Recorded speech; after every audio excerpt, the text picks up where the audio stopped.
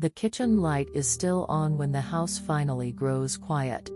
A bowl sits in the sink, ringed with a thin line of rice.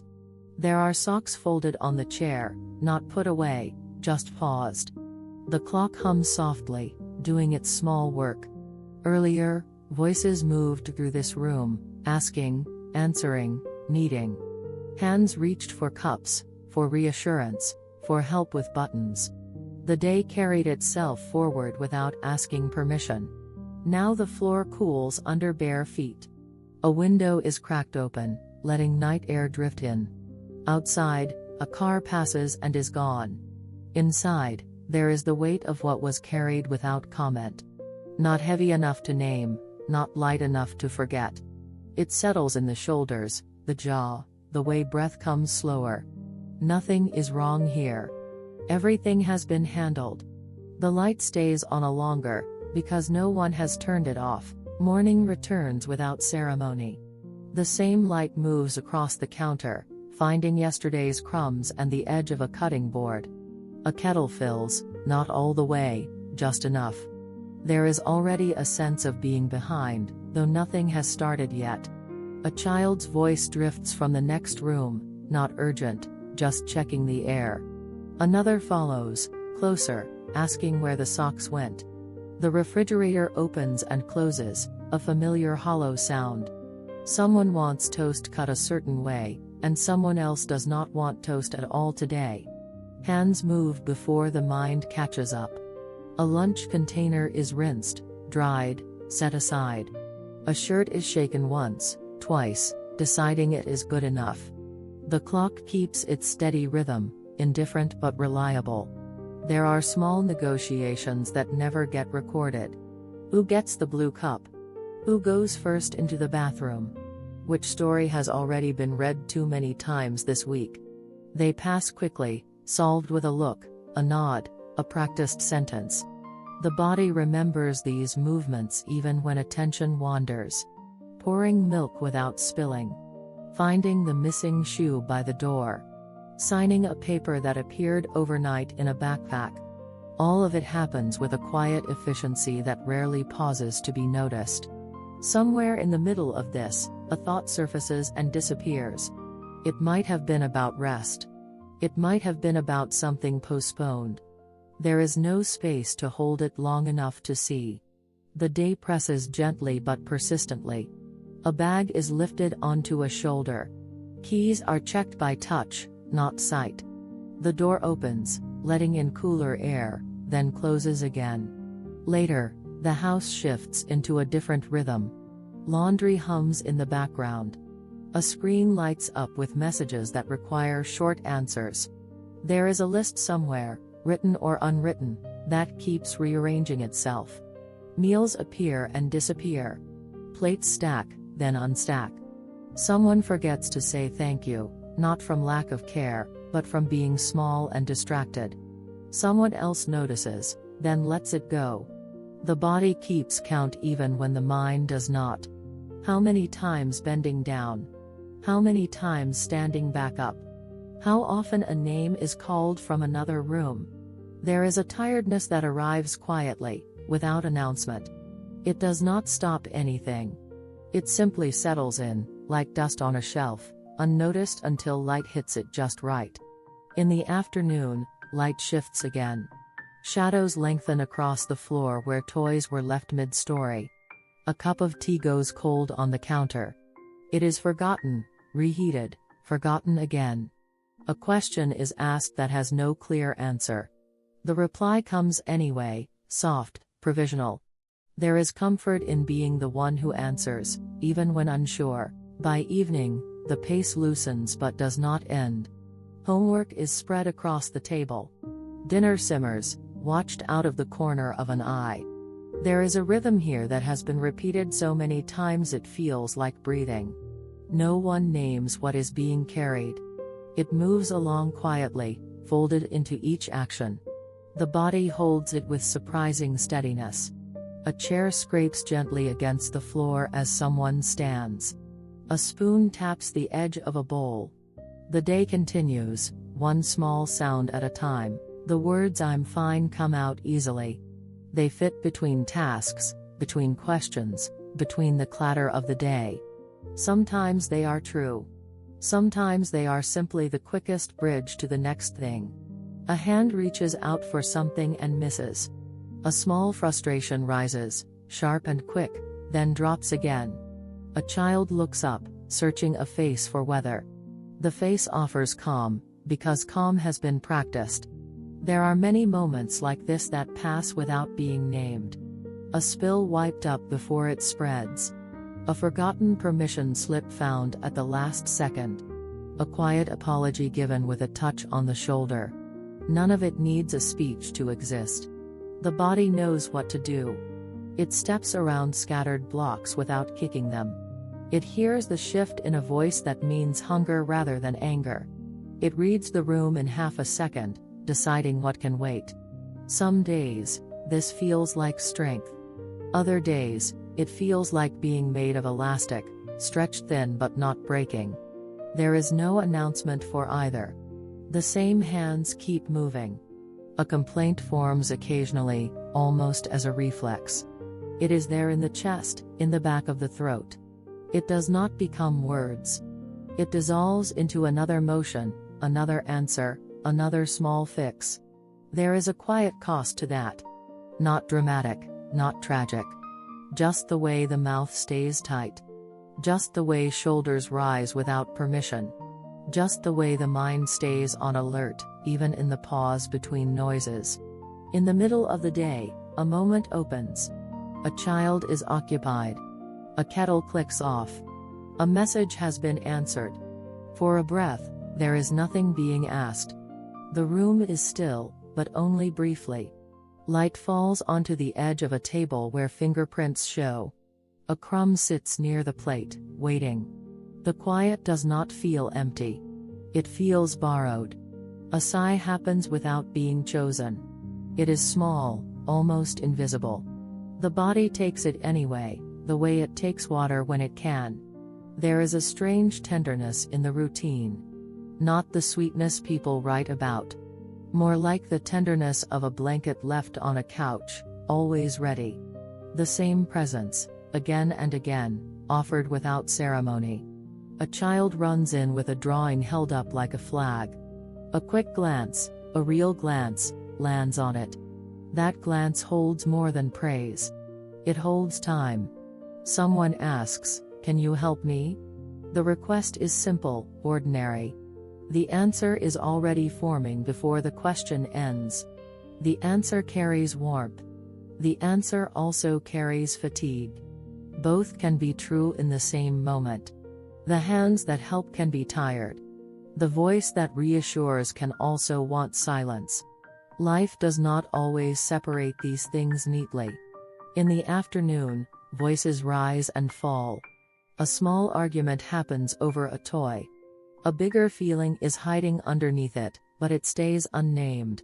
The adult voice stays steady, not because it is easy, but because it is familiar. A cup is washed. A towel is wrung out. A floor is swept in short, impatient strokes. The movements have a rhythm of their own. Somewhere inside this rhythm, there is a kind of devotion that does not announce itself. It is not heroic. It is not even visible most of the time. It is simply the choice to keep the air in the house soft. The day keeps offering chances to speak sharply. To list everything done. To point out what has been missed. Those chances pass by like cars on a street, loud for a second, then gone. A child leans into a hip for no reason at all. The weight is small, but it grounds the body. A hand rests on a head without thinking. A sentence is softened at the last moment. In the hallway, a door clicks shut. It is not slammed. Just closed. By the time evening arrives, the house sounds different. Footsteps soften. Voices lower without anyone asking.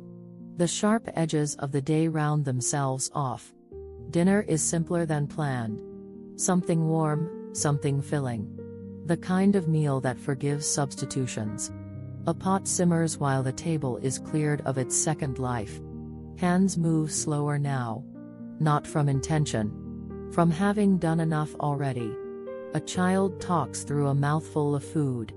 Another listens, half distracted, tracing patterns in spilled water. A reminder is given once, then not repeated. The room holds that decision quietly. Outside, light thins. The window reflects more than it shows. Inside, faces appear doubled, layered with what the glass carries back. For a moment, it is hard to tell which side of the evening the body belongs to. Plates are scraped. A chair is pushed back with care. Someone asks if there is dessert. The answer is measured, not because it needs to be, but because the body is tired of negotiating. There is a small silence after the table clears. Not the silence of absence. The silence of transition. Water runs in the sink. Steam rises, fogging the lower edge of the window. The same motions repeat from earlier, but slower now, heavier. A cup slips slightly in wet hands and is caught before it falls. This part of the day asks less with words. It asks more with presence. A child needs help with a zipper. Another needs help remembering where their book went. The requests arrive gently, one at a time. Somewhere between these small acts, breath deepens. Not evenly. Just enough to notice. There is no grand thought here. No reflection that needs finishing. Only the steady awareness of being here, still moving, still responding. The body leans against the counter for a second longer than necessary. It is not dramatic. It is practical. The counter holds. A clock ticks louder in the evening. Or maybe the house is simply listening more closely. Time stretches without changing shape. Later, pajamas replace daytime clothes. The fabric is softer, looser. A small relief moves through the shoulders. Buttons are fastened. A sock is tugged straight. In a bedroom, light pools low. The day's clutter waits in corners, patient. There is no urgency to fix it now. A book opens. A voice reads without emphasis. The same story, again. The voice knows when to pause, when to skip ahead, when to slow down. A child's breathing shifts, settles. The room seems to follow. The body sitting nearby notices its own weight for the first time. There is a moment when nothing is required. It does not last. It does not need to. In the hallway, the floor is cool. Bare feet move quietly, as if the house itself is sleeping. A light is switched off. Another stays on, by habit or oversight. The body carries the day into the next room. Not as a list. As a sensation. There is no urge to speak it out loud. No need to mark what was given. The giving has already happened. A door closes softly. The sound is final enough. The evening continues, slower now, held together by small, unremarkable care. Later still, the house settles into its quieter sounds. The refrigerator hum becomes noticeable. Pipes click as they cool. Somewhere outside, a dog barks once, then stops. A blanket is pulled from the couch and folded, not neatly, just smaller. The remote is set down where it will be found again. Shoes are nudged into a line by the door with the side of a foot. These movements do not announce themselves as care. They are simply how the space is kept livable. The body moves through the room slowly now. Not searching. Not finishing. Just checking what is still awake. A glass of water is poured and half forgotten. It sits on the counter, catching the light from the one lamp left on. The rest of the house stays dim, forgiving. There is a chair that finally receives weight. The body notices the chair's shape, the way it supports without comment. For a moment, there is no need to adjust. Thoughts drift in without structure. They are not examined. They pass like quiet neighbors in a hallway, acknowledged, then gone. A sound comes from a bedroom. Not a call. Just movement. The body responds automatically, standing before deciding to. A blanket is straightened. A small shoulder is uncovered, then covered again. The rhythm of another person's breathing sets the pace in the room. Standing there, something loosens. Not all at once. Just enough. The house holds many versions of this moment. The checking. The smoothing. The standing still long enough to be sure. It is never written down. It is never counted. Back in the hallway, the light switch clicks softly. The dark does not rush in. It settles. There is a mirror by the door. A reflection passes by without stopping. No assessment follows. Just a shape moving through familiar space. The body feels its own tiredness more clearly now. Not as a problem. As information. Muscles register the day's weight. Hands feel slightly swollen, warm. The jaw unclenches without being asked. In the living room, the couch waits. It has held this posture many times before. The body sinks into it with a small exhale. Nothing demands attention here. No one needs an answer. The quiet feels earned, but not claimed. There is a temptation to review the day. To scroll back through moments, checking for mistakes. That urge fades as quickly as it arrives. Instead, attention drifts to simple things. The texture of fabric. The hum of electricity. The steady, unremarkable fact of being here. A child's name passes through the mind without urgency. So does another. They float by like leaves on water, not needing to be gathered. Time stretches again. Not wide. Just long enough to rest in. The house does not ask for commentary. It holds the quiet the way it holds furniture, walls, and doorways.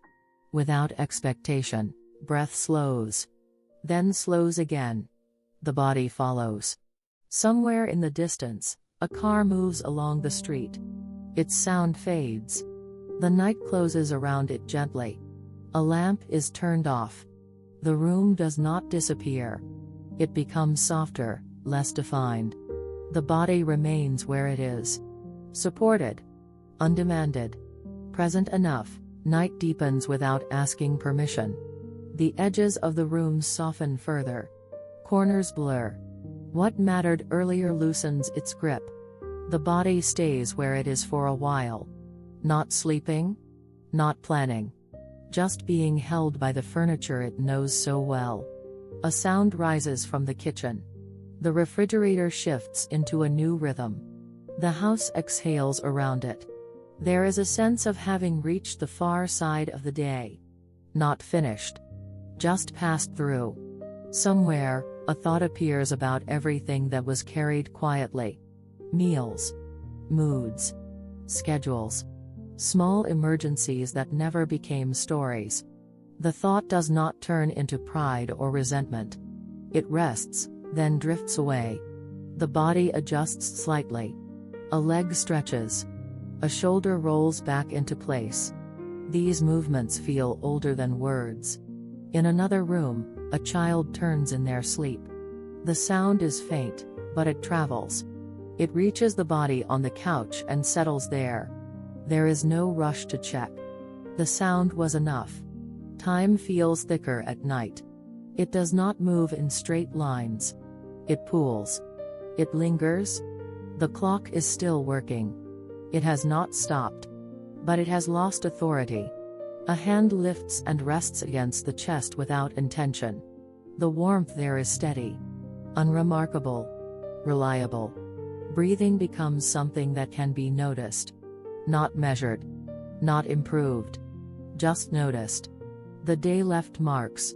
A dull ache behind the knees. A faint tightness in the lower back. Nothing alarming. Just the quiet evidence of showing up. There is space now for small memories. Not the important ones. The tiny ones that never ask to be remembered. A laugh that came unexpectedly. A look exchanged over a child's head.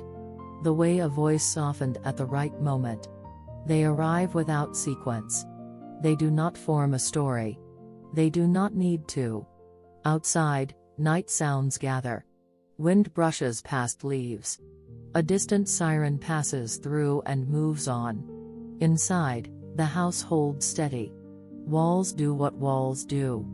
They keep things in. The body feels its own outline more clearly. Where it begins. Where it rests against the world. There is a kind of quiet agreement here. Nothing more will be asked tonight. Nothing more needs to be offered. The mind drifts toward sleep, then pulls back. Not ready yet. Still settling. A blanket is pulled up. The fabric carries a faint, familiar smell. Clean. Warm. Enough. Eyes close briefly. Open again. The room remains. Thoughts thin out. Spaces appear between them. Those spaces feel generous. There is no reflection on tomorrow. It can wait. It always does. The body listens to the house one last time. The small sounds. The absence of larger ones. Everything that needed to be done has been done. Not perfectly. Not loudly. But completely enough. Breath slows again. The couch supports. The night holds. Sometime after midnight, the house reaches its deepest quiet. Not silence. A softer layer beneath sound. The refrigerator hums steadily. A pipe clicks once, then rests. Nothing else moves. The body has shifted from the couch to the bed without much memory of how. Sheets are cool at first, then warm. The mattress receives weight without resistance. Lying there, the ceiling becomes familiar again. Its faint marks. Its uneven paint. Things noticed only when the lights are low. Breath settles into a slower pattern. Not deliberate. Just happening. In this hour, the day feels far away. Not gone. Just distant enough to lose its edges. The body registers itself differently now. Less as something doing. More as something existing. A hand rests near the pillow. Fingers curl slightly. They do not need to hold anything.